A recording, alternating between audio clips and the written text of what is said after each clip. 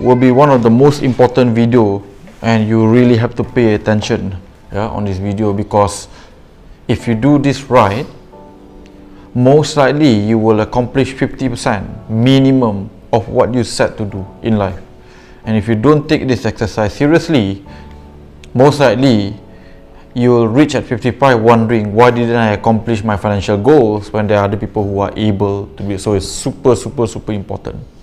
Okay, and tonight's session is all about understanding and discovering what is your why and how much would your why cost. Now, before you travel somewhere, normally before you even drive, you would have probably set your GPS or your Waze or your Google Maps and say, I want to go to KTTDI, right, before you even drive, right? That's normally the logical sense. Today I think everyone who has got a smartphone will basically do that before they even travel, right? And if you go to work, and if you are working as of today, right, typically at the beginning of the year, your boss will come to tell you, this is the target for this year, right? And this is basically what we need to do to go and accomplish this target, correct? Now, however, if you realize none of us, or a lot of us, don't really actually do up a proper target in life. We don't have a JD in life, or job objective, or job description. We have one for our working employment, but we don't have one for our life. And therefore, a lot of people end up working, and by the time they reach retirement, they are wondering, what did I actually accomplish in this life? And they are wondering, why would they still have to work doing Grab after retirement? So your why is super important. It's very important for you to discover what is your why today, right? And why buying property will help you get closer, right, to your objective. Now, if you look at the board behind me, okay, I would say these are some of the most important and generic whys that you basically need to do, right, in life.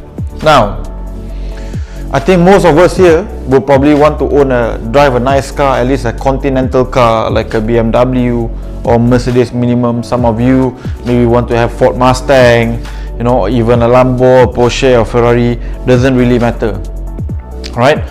What you need to do is that you need to decide, right? You need to decide what is the monthly installment of your dream car would be. Okay.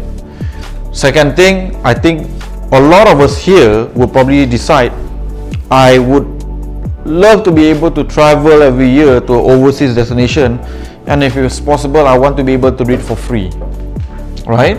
So therefore, you need to basically allocate a monthly budget of travel, for example, and let's say in this particular case, a continental car and travel, you want to have a minimum 8,000 per month allocated for these two purposes, right? And then you got more of a long-term goal like children education, dream house, sum of money that you need upon retirement, and normally to quit your job you need to cover all of your expenses, which means you have to have minimum 8,000 per month here, right?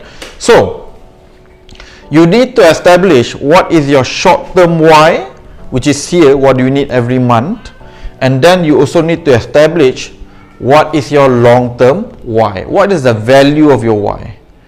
Because if you don't even understand what is your why, what is the value that you need to accomplish, the question of what kind of property you should buy is irrelevant. Because if you buy a landed property in Semenyih and you are targeting the property to give you a monthly cash flow that allows you to go and get a free car, it's not going to happen. Because why? The landed property in Semenyih will be 3,000 per month installment, and your rental is 900. Your negative cash flow by 2001. It will not help you get, a free car or a free travel, right? So what you buy must be fully aligned to your why, right? And once you understand your why, you assign the value to your why, then only you can ask the question, is the property that I'm about to buy today will bring me closer or further away from your why? If it's gonna give you a closer chance to get to your why, that will be the property that you want to buy. And if the property will bring you further away from your why, like the example just now of a landed property in Semenye, then you shouldn't be buying that property if your target is to get a monthly cash flow. Okay, so this is why the why that you have, you must have super clarity, super clear about what you want to accomplish out of this. You want to know where you are today versus your goal, which is your why, right? If you have an annual net worth today, and here you have a target of, let's say, 6 million, yes?